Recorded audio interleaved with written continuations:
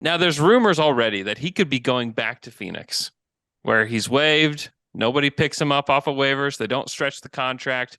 He comes back, signs with the MLE, the 12.2 million, and it saves the Suns about 8 million bucks.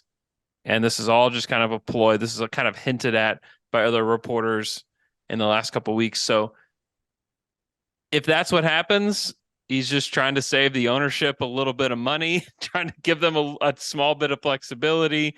And this was all just theater.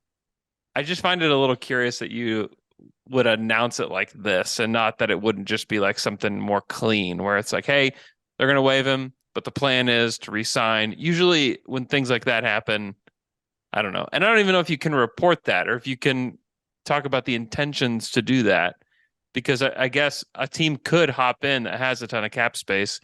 Like the Rockets could just hop in and say, hey, we claim him. We'll take him. That could happen.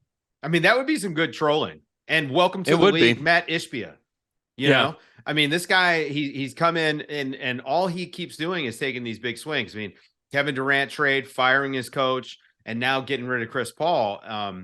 Which I think most of us felt this way. Like the writing has kind of been on the wall with Chris Paul. I mean, he's older. Does he fit with the timeline? He's about to make a ton of money. But for years, we were calling him overpaid. And then all of a sudden he goes to Oklahoma City and we see, oh, hang on a second. This guy is a contributor. Then he goes to Phoenix and he gets him to the finals. And I mean, I'm not saying he's the same player that he was 2 years ago, but it is pretty funny to just come in and like, hey, we're just going to shake things up for the sake of shaking things up. You don't even really know what you've got. This team, is now going to have a new coach. You're going to have a new point guard. You're going to have a new starting lineup, theoretically.